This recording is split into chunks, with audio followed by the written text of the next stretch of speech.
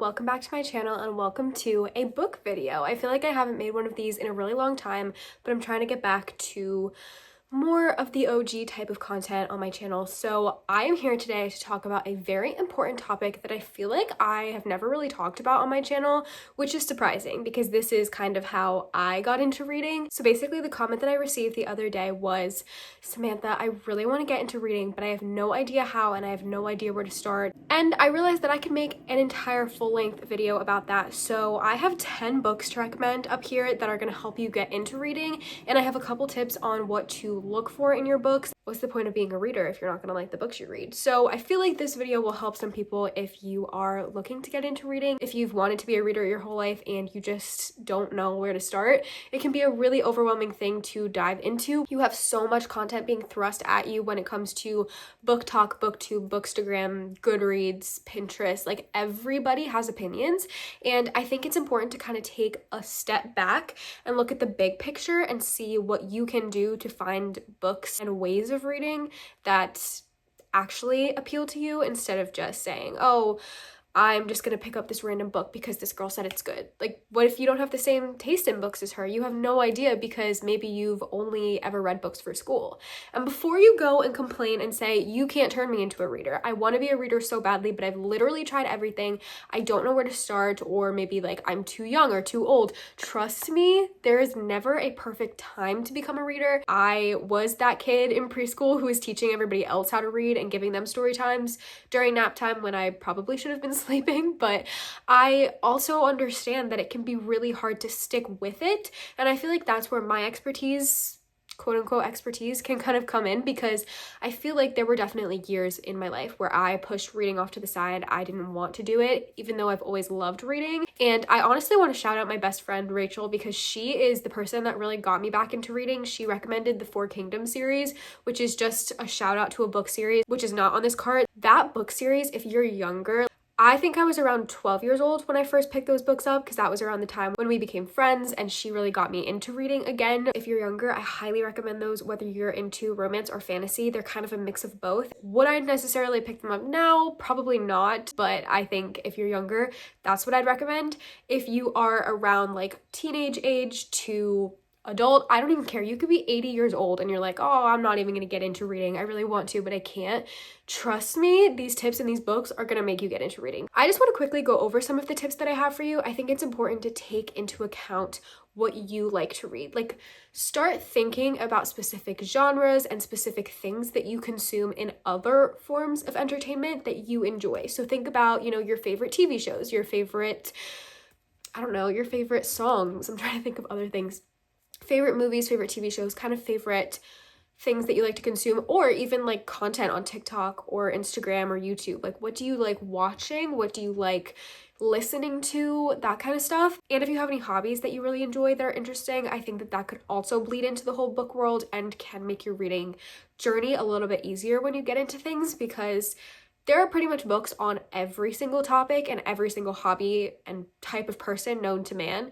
So I think it's important to kind of narrow down what you're interested in, so that way you can find books and plots and subgenres and little like micro tropes and different tropes that really interest you. Once you have an idea of that in your head, I think it's important to also focus on what is going to capture your attention the most. Do you think that you're going to get the best reading experience out of physically reading a book, which would be like the books behind me, and like actually opening up a book? Or do you feel like you are more so attached to consuming content on screens? If you feel like you would be more inclined to pick up a screen rather than an actual physical copy, I would highly recommend getting a free library app or even getting a Kindle. Obviously, a Kindle is going to be a little bit more expensive. I don't have a Kindle, so I don't know exactly, but I know a lot of readers swear by them, especially if they're newer. So if that's something that you want to kind of keep it separate from your phone and devices, but also still kind of feel like you're reading on a screen, that could be a good option to look into and research and see if that would be worth your time and money. I used Sora, which is a free library app. You just connect your library,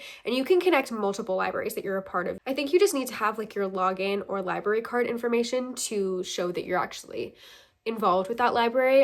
I personally am not the biggest fan of getting books from the library because I don't like touching books that aren't my own. I know that's kind of like a weird thing, but I don't know. Personally, it's not my favorite thing. I also hate having to remember to go back and return it. I highly recommend going to your local library, signing up for a library card, and then using an app like Sora or Libby. The one that I use is Sora. I feel like it's just easiest. It's just this extra app on your phone, and you click on it and you can kind of read as if you were reading on a Kindle, but you don't have to pay for anything. Like obviously libraries, library cards, and these apps are all completely free. It will remind you to return your books, and if you actually like don't return your book by the deadline, it automatically returns it for you, which I really like because I'm not going to remember to do that. The only downside to it is obviously you can't just immediately grab a book. Like there are only so many digital copies floating around on the internet that they have bought for that purpose. So sometimes you'll have like a 10-week wait for a book if it's really popular. And if you have multiple libraries, which I do, I have one from my school and then my local library,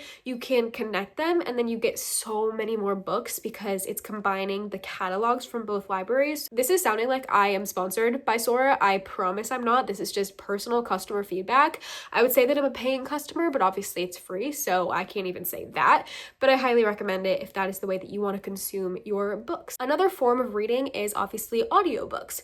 I personally get my audiobooks from Sora because it's free, it's easy, they're all on there for me, and I can just borrow them the exact same way that I would with the digital copies. But I know you can get Audible subscriptions, Spotify, if you pay for premium, I think you get a certain amount of time to read audiobooks per week or something like that. So there are so many different ways to consume audiobooks. If you're more of an auditory learner, that could be a great option. There are so many ways to consume books. I don't want people to ever say, oh, well, I could never read a physical copy, because you don't need to. You could always do the digital way or the audio way. I always see people who say, oh, I got into reading, but then I couldn't stick with it. And every single time I would go to pick up my book, I was just not interested in it.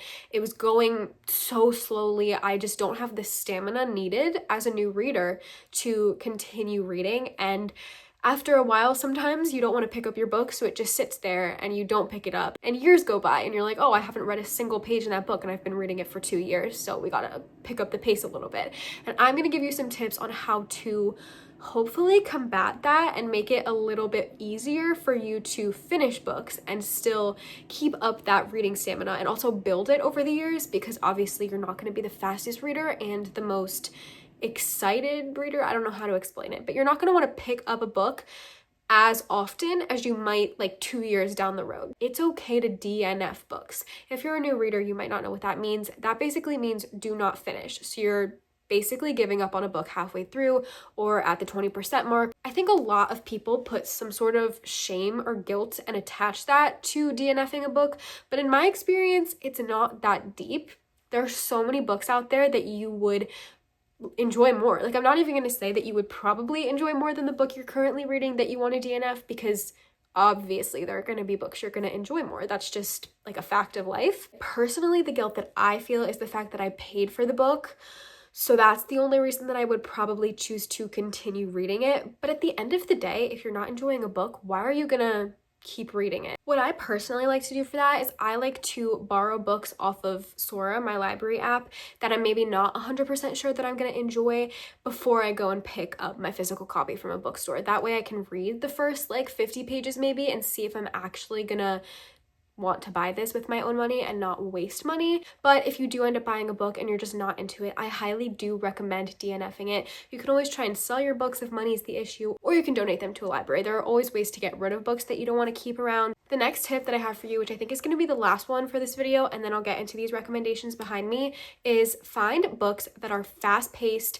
Maybe they're shorter books, maybe they have shorter chapters, but at the end of the day, fast-paced books that you're also interested in for when you're starting out reading, because sometimes you can pick up a book that maybe you would seem interested in and it's just super dense. It's hard to understand. If it's a fantasy or a mystery, maybe the world building and the information being thrown at you is really hard to understand if you're a new reader.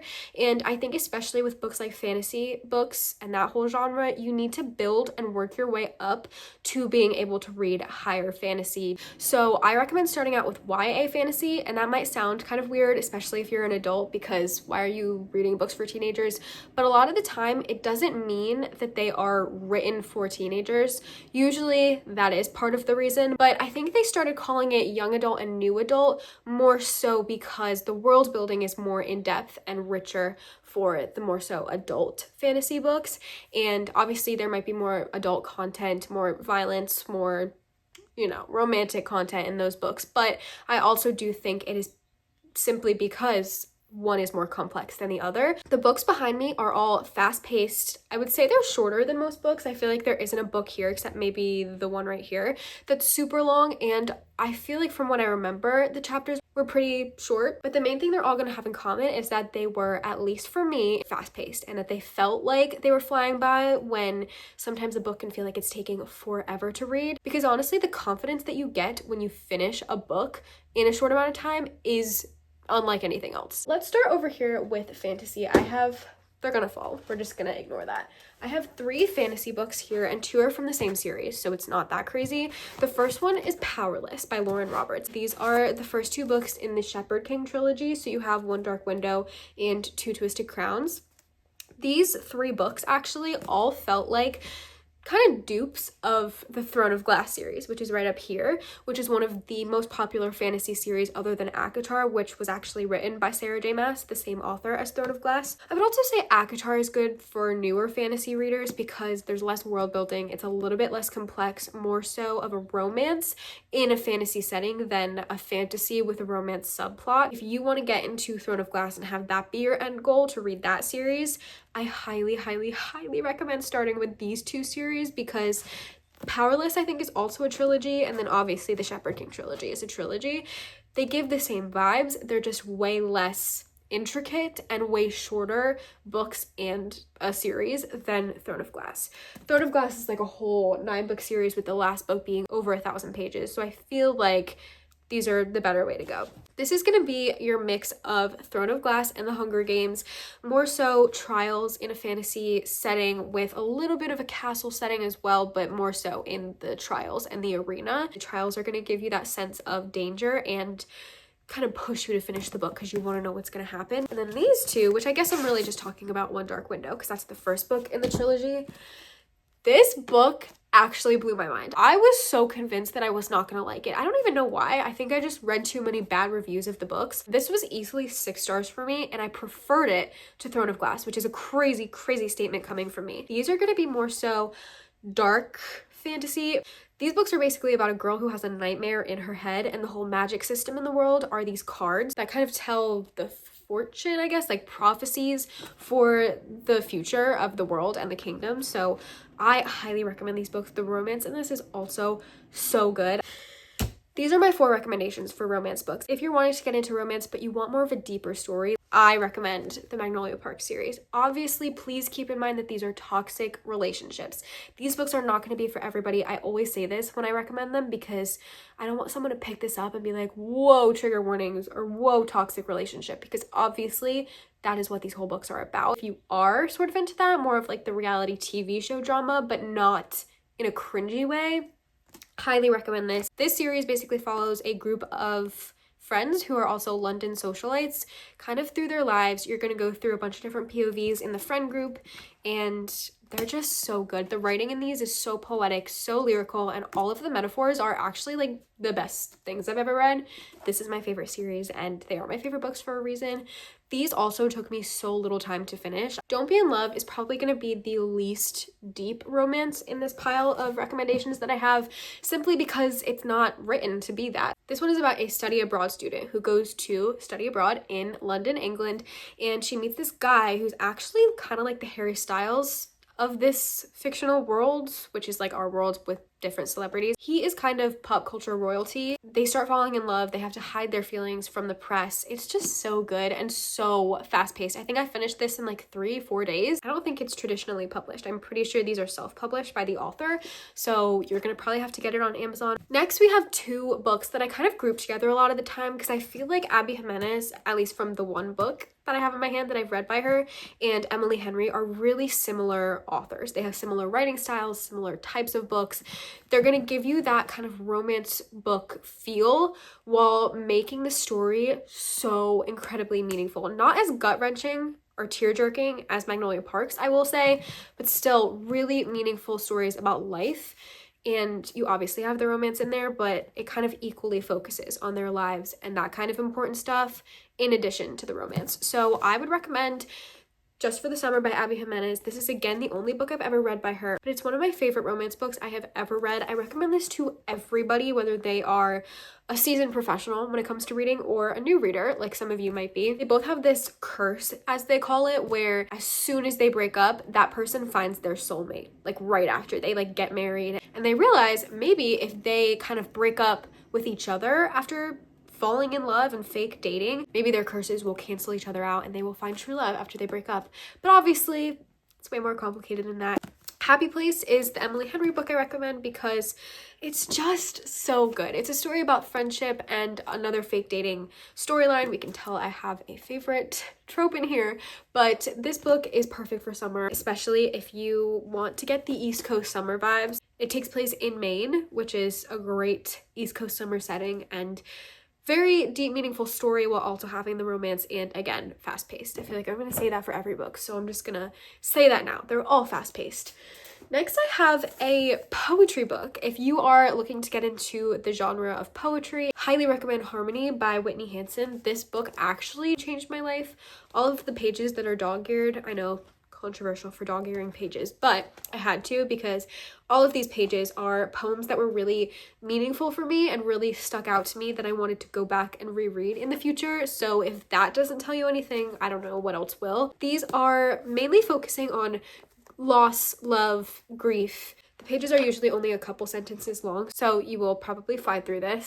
We have a nonfiction book. If you're looking to get into more so like self-help memoirs, highly recommend Following Me because that's what I typically read in addition to fantasy, romance, and poetry and all that stuff. The Third Gilmore Girl by Kelly Bishop. She is Emily Gilmore in Gilmore Girls. So if that's one of your favorite shows, obviously you should read this, but even if it isn't, she talks all about her time on Broadway, her time kind of becoming an up-and-comer as like a star in in show business, and then obviously she talks about behind the scenes from Gilmore Girls. I remember reading it and being shocked at actually how good it was because obviously I was invested in her story and I loved her as an actor and the character on the show, but I never expected to be so attached to this book. And there are also pictures in the middle, so if that's something that will entice you to pick this up, there are pictures. Where did I put it? No, I actually swear I took this out. Oh. It was here the whole time. Okay, cool. The mystery that I would recommend that I felt very attached to, this is actually my favorite mystery thriller I've ever read. I have tried reading other ones and they've just not hit the same. Either that or they were weirdly eerie to the point where I felt like it was playing mind games on me, and I'm just not the biggest fan of that in a book. So I highly recommend The Housemaid by Frida McFadden. This is becoming a movie with Sydney Sweeney, Amanda Seyfried, and that guy from It Ends With Us. Not Justin Baldoni, the other one. Whatever. This book is becoming a movie. I highly recommend reading it before it comes out. That way you can kind of have a little bit of a reward after you read it. I recommend it to new readers all the time. It is basically about this girl who is a housemaid. She goes into this rich family's house and kind of asks for a job. The wife in the house, she's like, oh yeah, you can be the housemaid. And then she figures out that they have so much more to their story than they seem. They're hiding so many things. You actually get two POVs in this book, but I'm not going to tell you who the second POV is because you just have to read it. It was so good. The plot twist, the second POV really came out of nowhere for me. I was like, there is no way that we're going this way with the story, but I loved it so much. I'm pretty sure I finished this in like a day. Her books go so quickly. Those are all the books that I have to recommend for you. Hopefully this video was helpful for any new readers. Hopefully the recommendations were good and you tried them out. If you do, let me know. And if this helped, let me know down below as well. And shout out to the person that left me that comment. That was so eye-opening for me because I was thinking of videos to make and I got that comment and was immediately like, I can make a whole video about that. That is such a good request and topic for a video. Thank you again so much for watching. Don't forget to subscribe and give this video a thumbs up if you enjoyed it. I will see you in the next one.